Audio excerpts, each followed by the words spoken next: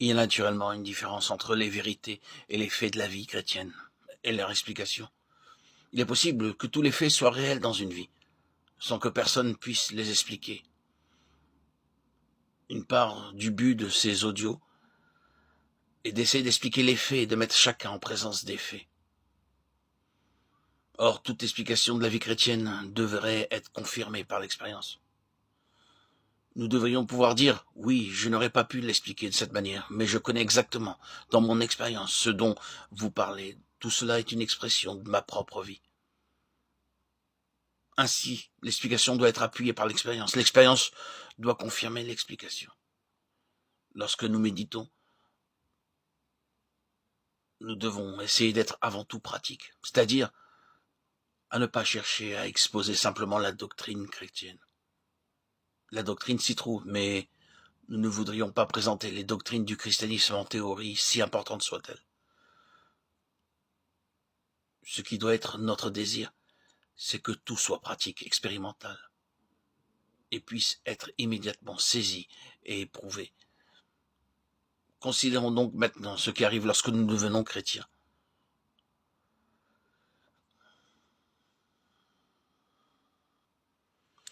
Si nous considérons l'homme tel que nous le connaissons, l'homme par nature, la première chose que nous trouvons, c'est que sa relation avec Dieu est complètement disloquée.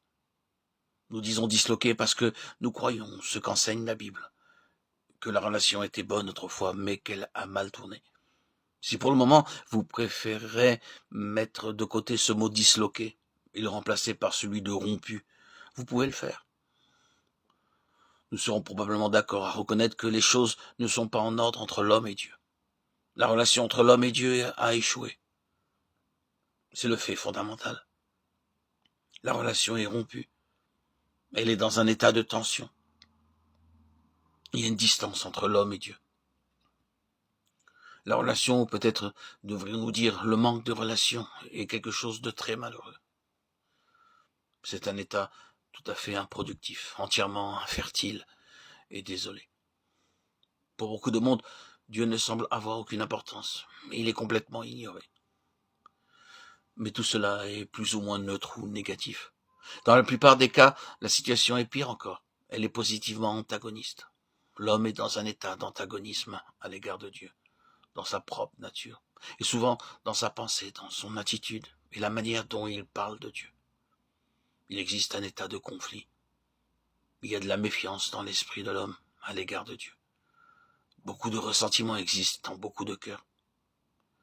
Et nous pourrions aller encore plus loin, car la Bible va jusqu'à nous dire que dans quelques cas, peut-être nombreux, il y a même de la haine contre Dieu dans le cœur humain. C'est donc le premier fait. La relation entre l'homme et Dieu est chaotique. Elle est ruinée, disloquée ou rompue.